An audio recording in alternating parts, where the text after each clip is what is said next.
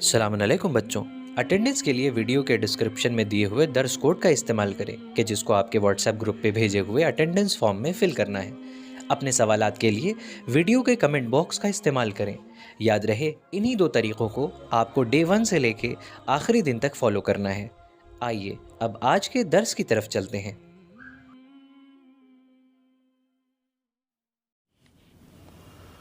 اعوذ باللہ من الشیطان اللعین الرجیم، بسم اللہ الرحمن الرحیم، اما بعد، قال اللہ سبحانہ تبارک و تعالی فی محکم کتابہ وقولہ الحق، بسم اللہ الرحمن الرحیم، وما ارسلناک الا رحمتا للعالمین۔ ناظرین محترم، آپ کی خدمت میں سلام ہے، اور پھر ایک مرتبہ اس عظیم ماہ رحمت کی آمد پر آپ سب کو مبارکباد پیش کرتے ہیں۔ اس ماہ رحمت میں پیغام رحمت کے عنوان سے گفتگو کا آغاز ہوا ہے کہ جس میں ہم کو اس بات پر غور کرنی ہے کہ اس خدائے رحمان و رحیم نے اپنی کتاب رحمت کے ذریعے سے جو عالم انسانیت کو پیغام رحمت دیا ہے، اس پیغام رحمت کو ہم کتنا دنیا والوں کے سامنے پیش کر سکے اور پہچنوا سکے ہیں۔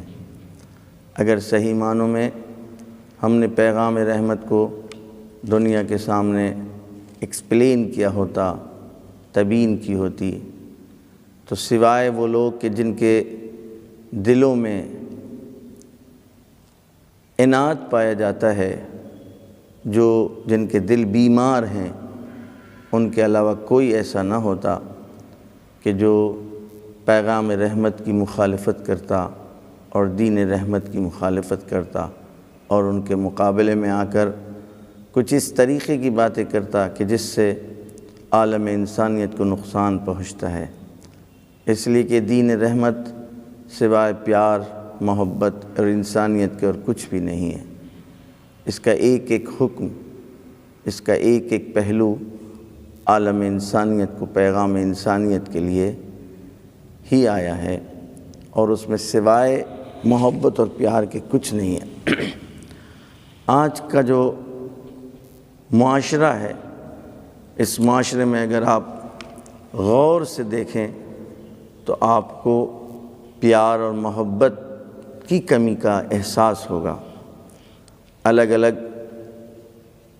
گروہ ہیں جو مفاد پرستی کے تحت انسانیت کو اپنے کنٹرول میں لینا چاہتے ہیں،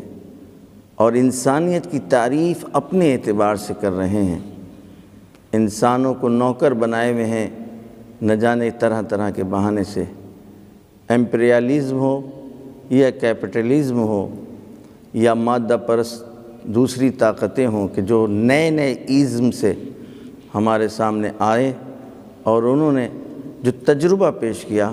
اس تجربے کے تحت انسان اور انسانیت کو سوائے شرمندگی کے اور کسی چیز کا سامنا کرنا نہیں ہوا۔ لیکن اگر ہم قرآن کے وہ پیغامات کہ جس میں خداوند عالم اپنا تعارف کرا رہا ہے رحمان و رحیمیت سے، جہاں وہ اپنے آپ کو ارحم الراحمین کہلا رہا ہے اور پہچنوا رہا ہے، جہاں اس ارحم الراحمین نے جو اپنے نمائندے بھیجے ہیں،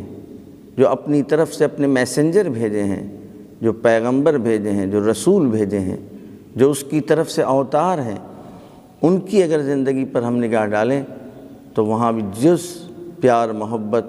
اور رحمت اور انسانیت کے کچھ بھی نہیں ہے۔ رحمت یعنی نرم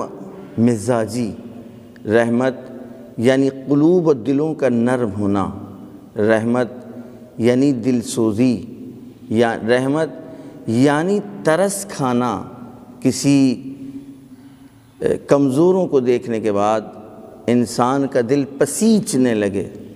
یہ رحمت کے وہ مصادیق ہیں جب ہم اس کو انسانوں کے تحت سمجھنا چاہیں، یعنی جہاں قلب پایا جاتا ہو، جہاں دل پایا جاتا ہو۔ لیکن یہی مصادیق رحمت خداوندی کا مظہر بھی ہیں، اس لیے کہ خداوند عالم کی ذات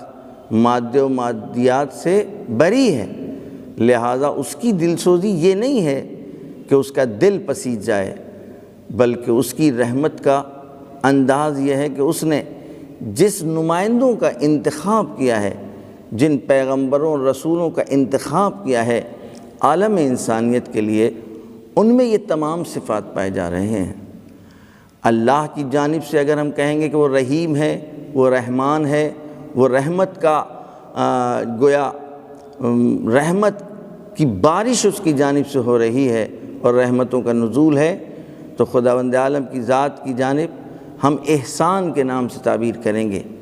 یعنی لوگوں کے ساتھ اس نے جو نیکیاں کی ہیں،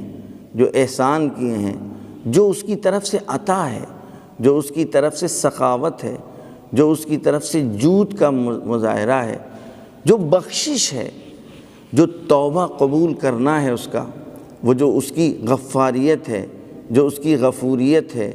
یہ تمام وہ گویا مظاہر ہیں کہ جن کو ہم یہ کہہ سکتے ہیں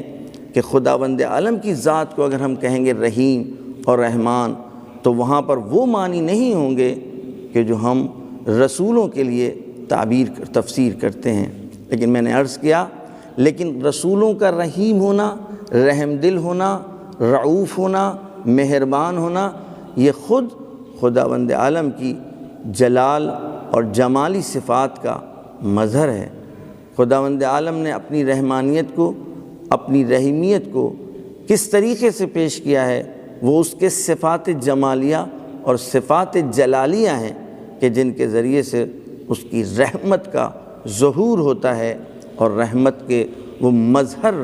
انتخاب کرتا ہے کہ جن مظہروں کے ذریعے سے ہم جلال خداوندی کو سمجھتے ہیں، جمال خداوندی کو سمجھتے ہیں۔ لذا ہم کر ایک نگاہ ڈالیں قرآن کے اوپر، وہ کتاب رحمت کہ جس میں اس نے اپنی ذات کو پہچانوایا ہے اپنے اسماء کے ذریعے سے، کہ جو اس نے اپنی رحیمیت اور رحمانیت کا پتہ دیا ہے عالم انسانیت کو، کہ لوگ اس کے نزدیک ہوں، اس کے پیغام سے نزدیک ہوں، تو اس کو پتہ لگے گا اس عالم انسانیت کو کہ وہ خالق کائنات، وہ مالک ارض و سما، کہ جو ہمارے پیدا کرنے میں وہ ہمارا محتاج نہیں تھا، اس کی ضرورت نہیں تھی کہ وہ اس دنیا کو خلق کرے، اس کی ضرورت نہیں تھی کہ وہ ہم کو اور آپ کو خلق کرے، بلکہ اس کی رحمت کا تقاضا یہ تھا کہ اس نے اس کائنات کو خلق کیا، اور اس کے بعد اس نے اس انسان کو خلق کیا کہ جس انسان کے لیے اس پوری کائنات کو خلق کیا۔ تو لہذا خود تخلیق کائنات اس کی وہ رحمت کا ظہور ہے، وہ رحمت کا آغاز ہو رہا ہے کہ جس رحمت کے تقاضے کے تحت اس نے اس کائنات کو خلق کیا ہے۔ لذا ہم اگر قرآن رحمت پر نگاہ ڈالیں، اس کتاب رحمت پر نگاہ ڈالیں جو اللہ کی ان 4 کتابوں میں سے اہم ترین کتاب ہے، یعنی قرآن مجید، اس میں اس نے اپنا تعارف مختلف ناموں سے کرایا ہے۔ ان میں جن ناموں کے ذریعے سے اس نے سب سے زیادہ توجہ دلوائی ہے، وہ آپ دیکھیں کہ اس نے 500 ایسے موارد ہیں کہ جہاں پر اس نے اپنے آپ کو رحمت کے ذریعے سے اپنا تعارف کرایا ہے۔ وہ تمام موارد کہ جو قرآن میں رحمت یا رحیمیت یا رحمانیت ان کے ذریعے سے وہ تعارف کرا رہا ہے، اگر اس پر نگاہ ڈالیں تو دیکھیں اس نے 500 ایسے موارد کہ جہاں رحمت کے ذریعے سے الرحمن کا جو لفظ ہے، یعنی جو خداوند عالم کے ناموں میں سے ایک نام ہے، وہ 157 مرتبہ اسی قرآن مجید میں اس نے اپنا تعارف، اپنا انٹروڈکشن الرحمن کے ذریعے سے کرایا ہے۔ مثلا چند ایک نمونوں کے طور کے اوپر، وَإِلَٰهُكُمْ إِلَٰهٌ وَاحِدٌ، تمہارا خدا وہ ایک خدا ہے، لا الہ الا هو الرحمن الرحیم، کوئی لائق پرستش نہیں ہے سوائے اس کے جو رحمان ہے اور جو رحیم ہے۔ دوسری جگہ وہ اسی رحمان کے ذریعے سے اپنا تعارف کرا رہا ہے، وعد الرحمن عبادہ، اس رحمان نے اپنے بندوں سے جو وعدہ کیا ہے، کتنا عجیب اور لطیف پہلو ہے۔ اس رحمان نے اپنے بندوں سے، رحمان نام ہی ہے اس رحمت خاصہ کا کہ جو اپنے بندوں کے ساتھ گویا پیش آتا ہے، جس رحمت خاصہ کے ذریعے سے۔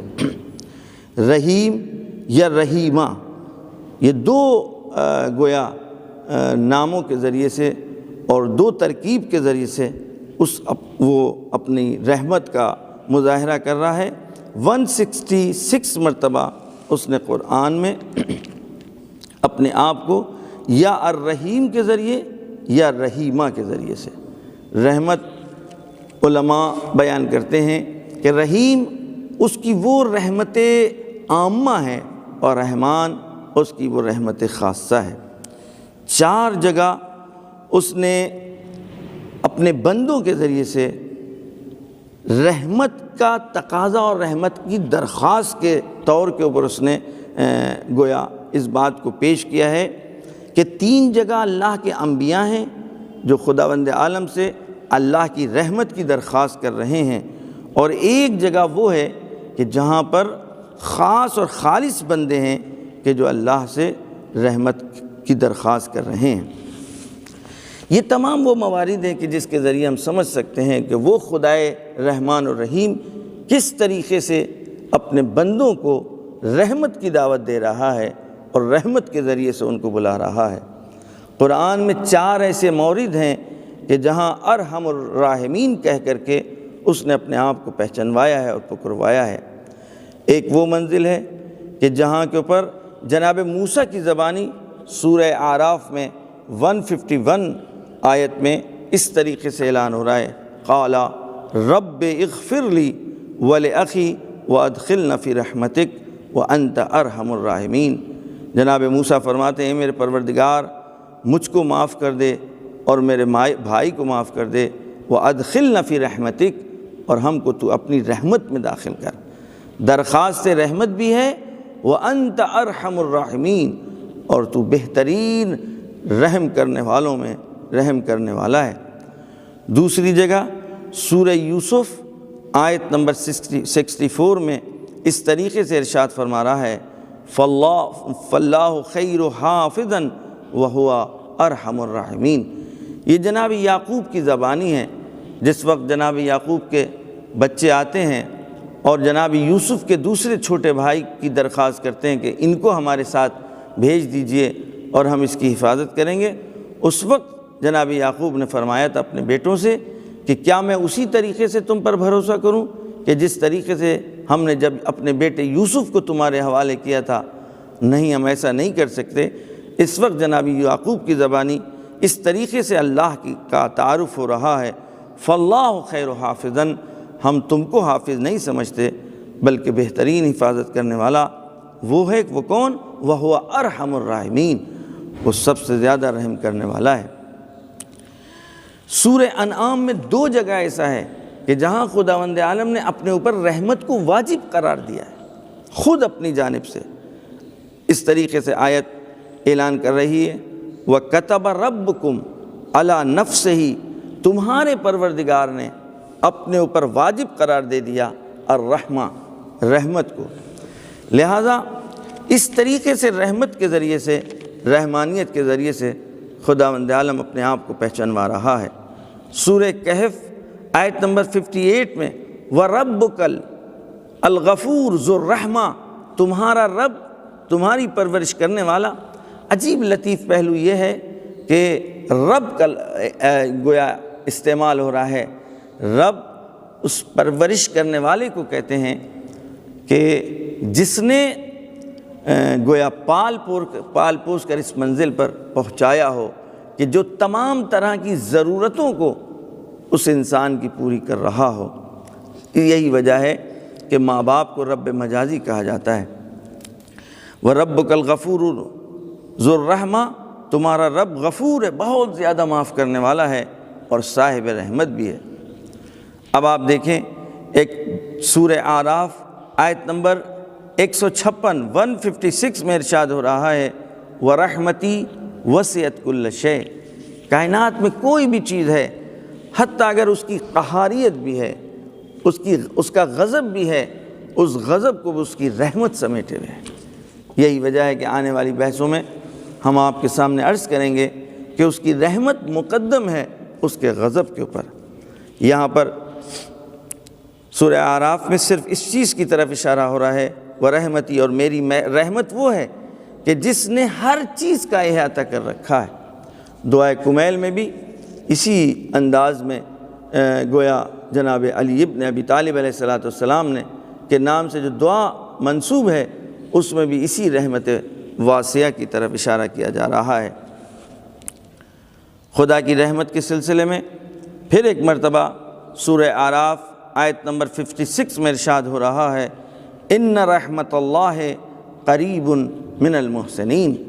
جو لوگ نیکیاں کرتے ہیں، اچھے کام کرتے ہیں، احسان کرتے ہیں، ان کے لیے اللہ کی رحمت بہت نزدیک ہے۔ اب اس سے بڑھ کر کے خداوند عالم اپنی رحمت کو کس طریقے سے پیش کرے، ہماری اور آپ کی ذمہ داری ہے کہ ہم اس رحمت خداوندی کو پہلے خود احساس کریں،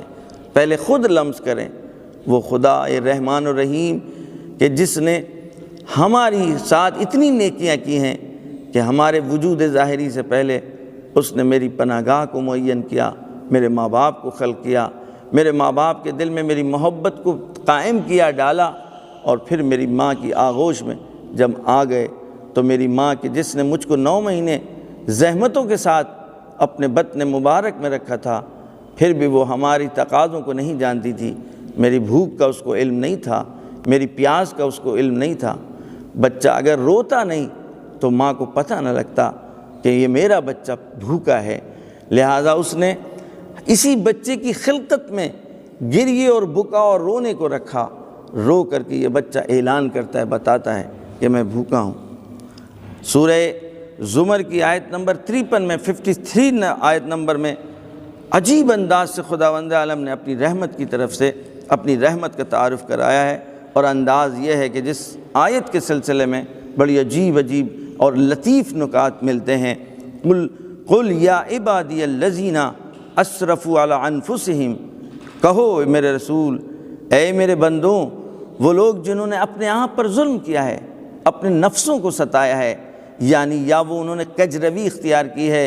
انہوں نے رحمت کے راستوں کو چھوڑ دیا، انہوں نے عدل کے راستوں کو چھوڑ دیا، انہوں نے دین توحید کا راستہ چھوڑ دیا ہے، تو پھر انہوں نے کسی اور پر ظلم نہیں کیا بلکہ اپنے آپ پر ظلم کیا، کیونکہ وہ اپنے آپ کو پہچان نہیں سکے۔ وہ رحمت کے گویا متقاضی ہیں، ان کو رحمت کی ضرورت ہے، ان کو پیار کی ضرورت ہے، ان کو محبت کی ضرورت ہے، لیکن انہوں نے شرک کا جو راستہ اپنایا ہے، ظلم کا راستہ اپنایا ہے، گناہ و معصیت کا جو راستہ اپنایا ہے، یہ راستہ سب سے پہلے خود تم نے اپنے آپ کو نقصان پہنچایا ہے۔ لہذا اس طریقے سے ارشاد ہو رہا ہے، یا عبادی الذین اسرفوا علی انفسہم لا تقنطوا من رحمت اللہ، اگر تم سے معصیت ہوئی، تم سے گناہ ہوا، تم سے غلطی ہو گئی، تو کہیں خبردار، کہیں نا امیدی کا تم شکار نہ ہو جانا۔ لا تقنطوا من رحمت اللہ، اللہ کی رحمت سے کبھی نا امید نہ ہونا۔ یہ اور کس چیز کی طرف اشارہ کر رہا ہے؟ رحمت واسع الہی کی طرف اشارہ ہو رہا ہے۔ اور اس کے بعد آیت بڑھ کر کے اس طریقے سے ارشاد ہو رہا ہے، وَمَن يَقْنُطْ مِن رَحْمَتِ رَبِّهِ إِلَّا الضَّالُّونَ، خداوند عالم کی رحمت سوائے گمراہ اور کوئی نا امید نہیں ہوتا۔ یعنی اللہ کی رحمت سے اگر تم نا امید ہو گئے تو صحیح معنوں میں تم نے سب سے بڑا ظلم اپنے اوپر کیا۔ اور کہتے ہیں اسباب عذاب الہی میں ایک ریزن اور سبب، اور سب سے بڑا سبب اور ریزن نا امیدی ہے اللہ کی رحمت سے، کہ اب کیا ہوگا میرا، اب تو خدا معاف نہیں کرے گا، اب تو رحمت خداوندی سے ہم دور ہو گئے۔ لہذا روایتوں میں بہت زیادہ تاکید کی گئی ہے کہ تمام تر اگر تم سے گناہ سرزد ہوئے ہیں تو خبردار کہیں تم رحمت خداوندی سے نا امید نہ ہونا، بلکہ تم توبہ کے ساتھ، شرمندگی اور ندامت کے ساتھ اللہ کی بارگاہ میں آنا۔ روایت میں ملتا ہے کہ امام کی خدمت میں ایک گناہ گار ہے، امام فرماتے ہیں کہ دیکھو اگر تم سے گناہ ہوا تو تم توبہ کے لیے اللہ کی بارگاہ میں آنا، اور اگر توبہ کے بعد پھر تم سے گناہ ہو جائے تو خبردار تم اپنے آپ کو نا امیدی میں مبتلا کرو، پھر تم اللہ کی بارگاہ میں آنا۔ اگر تیسری مرتبہ تم سے گناہ ہوا تو کہیں ایسا نہ ہو کہ تم نا امید ہو جاؤ، پھر اللہ کی بارگاہ میں آنا، وہی تم کو معاف کرنے والا ہے۔ یہاں تک کہ 4 مرتبہ آپ نے یہی ارشاد فرمایا اور روایت رک گئی۔ اس کا مطلب ابھی کوئی تعداد معین نہیں کی گئی ہے۔ جب بھی تم اپنے کیے پر شرمندہ ہو جاؤ تو تم اللہ کی بارگاہ میں واپس آ سکتے ہو اور خدا تم کو معاف کرے گا۔ اب آپ دیکھیں اس آیت کے ذیل میں اگر ہم توجہ کریں تو عجیب اس میں نکات ملتے ہیں کہ جہاں پر خداوند عالم مجموع البیان جلد 8 صفحہ 785 میں اس طریقے سے ارشاد ہو رہا ہے، ایک قول کے ذریعے کہا جا رہا ہے کہ یہ آیہ کریمہ کا شان نزول ہے جناب حمزہ کے قاتل کے سلسلے میں۔ غور کریں سب لوگ، جناب حمزہ رسول خدا کے چچا ہیں۔ جنگ احد میں ایک حبش کے سیاہ غلام کے گویا وار کے ذریعے سے جس نے چھپ کر جناب حمزہ پر حملہ کیا تھا، اور یہی حملہ سبب بنا کہ آپ کو جام شہادت نوش کرنا پڑا۔ اور اس کے بعد جب وہ اعلان عفو عمومی ہوتا ہے اور عام بخشش کا اعلان ہو جاتا ہے، عفو کا اعلان ہو جاتا ہے، تو جناب رسول اکرم کی خدمت میں لوگ آ کر کے اس قاتل کے سلسلے میں پوچھتے ہیں، تو اس وقت یہ آیہ کریمہ کہتے ہیں نازل ہوئی ہے، اور آپ نے فرمایا یعنی اس آیت کے بعد کہ ہاں اس آیت میں وہ بھی شامل ہے۔ لوگوں نے پوچھا کہ یا رسول اللہ کیا یہ آیہ کریمہ سب کے لیے ہے، یعنی تمام گناہ گاروں کے لیے، یا مخصوص اسی کے لیے؟ تو آپ نے فرمایا نہیں، سبھی گناہ گاروں کے لیے ہے کہ جو گناہ کرنے کے بعد اگر شرمندہ اور توبہ کر لیں، اللہ کی بارگاہ میں پلٹ کر کے آئیں، تو یعنی گویا لطیف اس میں نکتہ یہی ہے۔ اب آپ اس آیت کے ایک ایک ٹکڑے کے اوپر اگر آپ نگاہ ڈالیں، سب سے پہلی تعبیر ہے یا عبادی، اے میرے بندوں۔ یہ لطف نہیں تو کیا نہیں، کیسا خطاب ہے، اے میرے بچوں، اے میرے لال، اے میرے ٹکڑوں۔ جیسے ایک ماں باپ اپنے بچوں سے گفتگو کرتے ہیں، خداوند عالم اپنے بندوں سے کہہ رہا ہے یا عبادی، اے میرے بندوں۔ یہ خود نسبت اس کی محبت کی طرف ہمیں اور آپ کو متوجہ کرا رہی ہے۔ الذین اسرفوا علی انفسہم،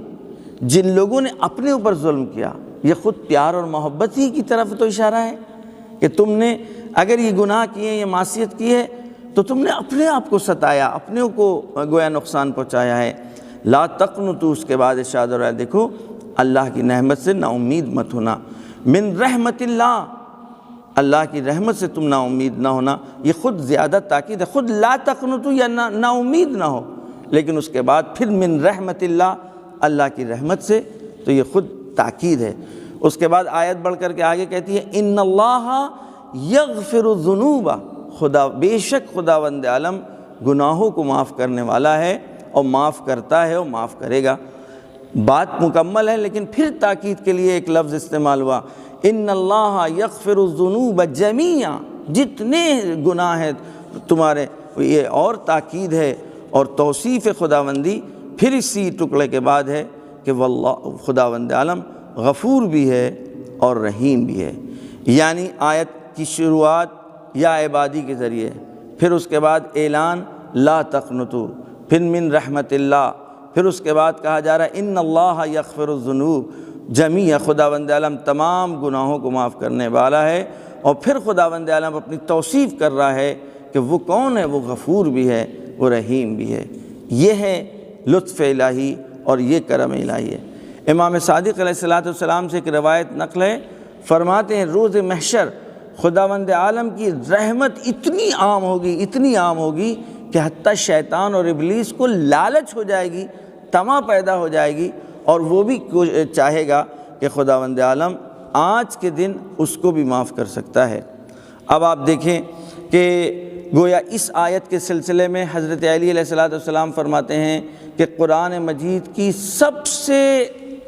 بڑی وہ آیت اور سب سے لطیف آیت کہ جو خداوند عالم کی بڑے وسیع رحمت کا اعلان کر رہی ہے، وہ یہی آیہ کریمہ ہے، یعنی جس آیت میں سورہ زمر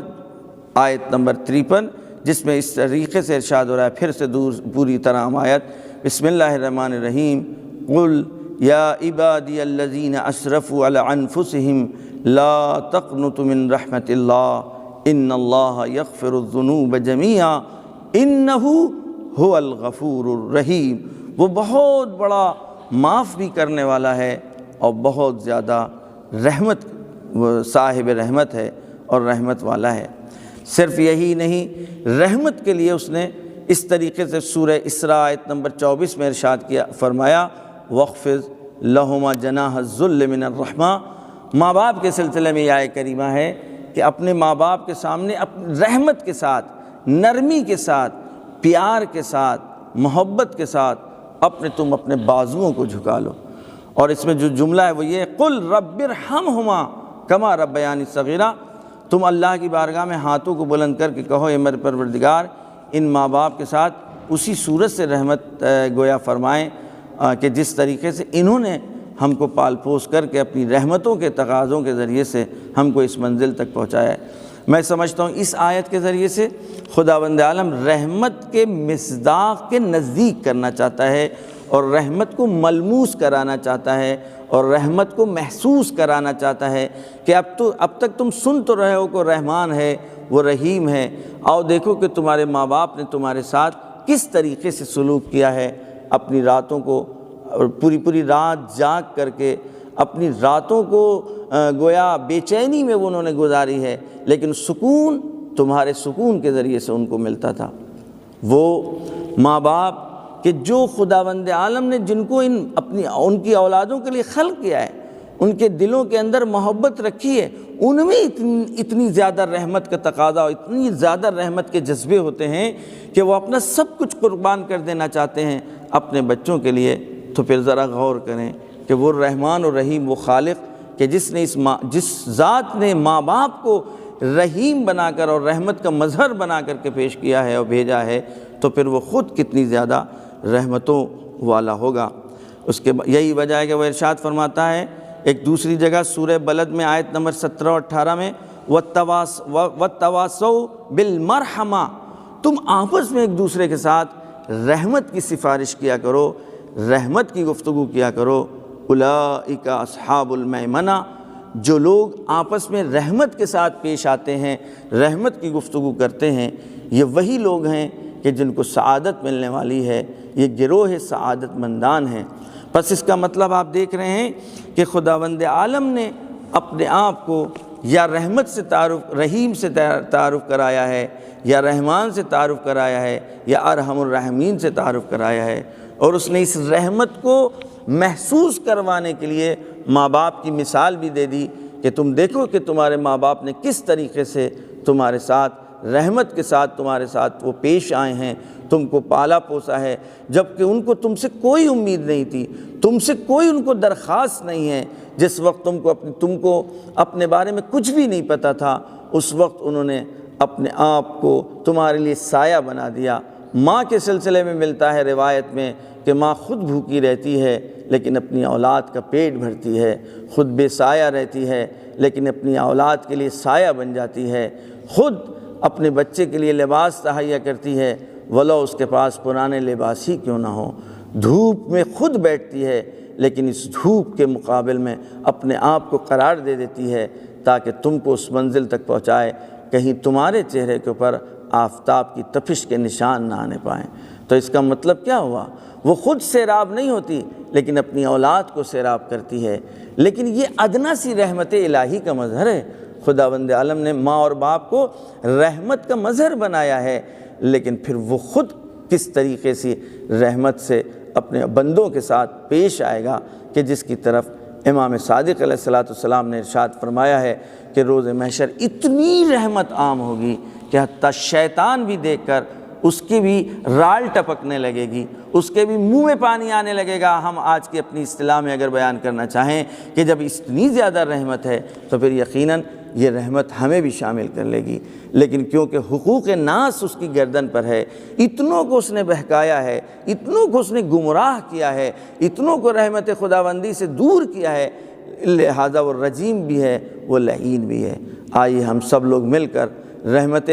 خداوندی کے سائے میں اپنے آپ کو محسوس کریں۔ آج یہ ہماری زندگی، آج یہ میری گفتگو، آج یہ میری آنکھیں، آج یہ ماہ مبارک کی آمد اور یہ اس کے درمیان ان کی نعمتوں، اس ماہ کی نعمتوں سے فائدہ اٹھانا، یہ اسی خداوند عالم کہ جو رحمان اور رحیم ہے اس کی رحمتوں کا تقاضا ہے کہ وہ اعلان کر رہا ہے کہ تم نے ایک آیت پڑھی تو پورے قرآن کا ثواب ہے، تم سو گئے تو تمہارا سونا عبادت میں تبدیل کر دیں گے، تم نے اگر ایک بھوکے کا اور ایک پیاسے کو سیراب کیا، ایک بھوکے کا پیٹ بھر دیا تو ہم تم کو تمہارے روزے کا ثواب دیں گے۔ پروردگار تیری بارگاہ میں درخواست ہے کہ تو اپنی رحمتوں سے ہم سب کو نواز دے